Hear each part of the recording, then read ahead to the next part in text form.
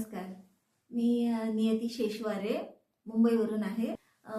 मी येताना मुंबईवरून माझ्या मिस्टरांच्या ट्रीटमेंटसाठी आले होते आणि त्यांना हार्टचा प्रॉब्लेम होता. बायपास करायला सांगितली होती, पण आमची इच्छा नव्हती बायपास करायची. त्यांच्या एका मित्राने इथला रेफरन्स दिला, म्हणाले तुम्ही तिथे जाऊन बघा कसं आहे, ती ट्रीटमेंट घेऊन बघा. तर त्यांच्या रेफरन्सने आम्ही आलो.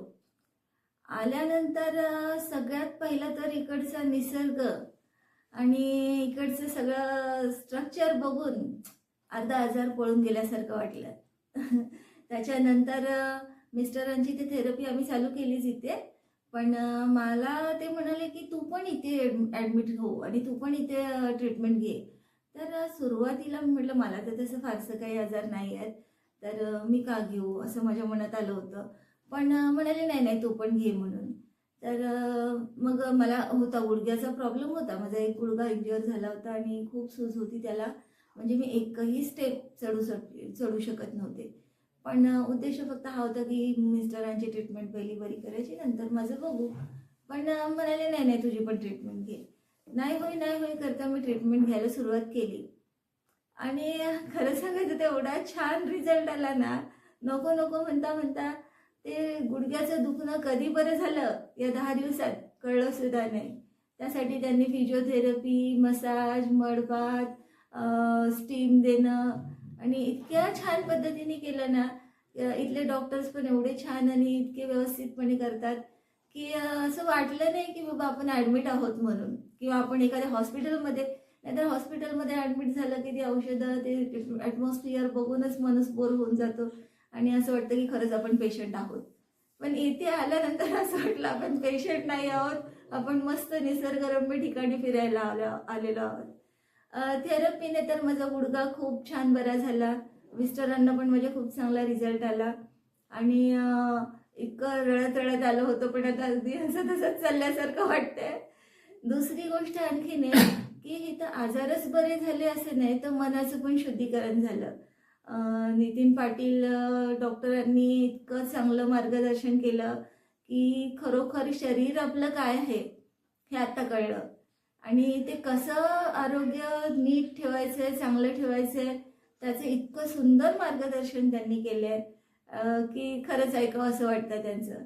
म्हणजे त्यांची दिनचर्या, त्यांचे ते लेक्चर्स आणि आजारातून कसं मुक्त व्हायचं ते त्यांच्याकडून शिकायला मिळालं.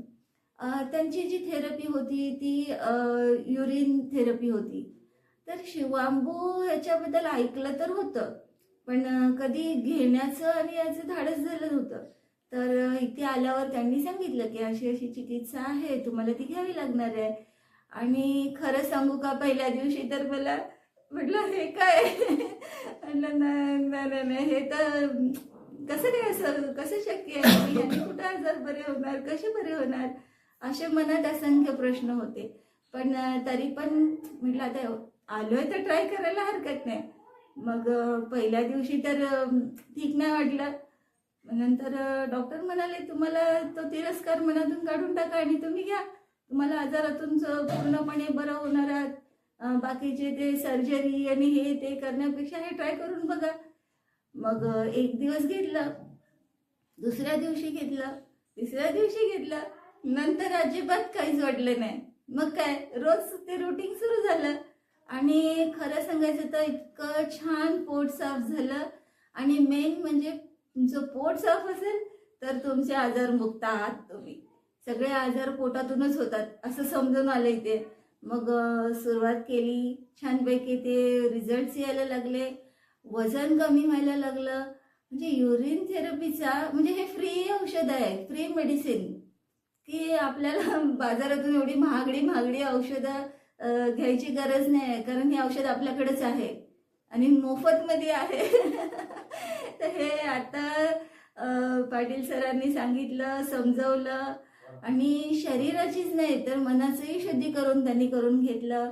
10 दिवसांचा हे जो प्रवास केला तो इतका सुंदर आणि इतका आनंददायक होता आणि इतका रिलॅक्स होता की असं वाटलं नाही की बाबा की आपण हॉस्पिटलमध्ये ॲडमिट आहोत.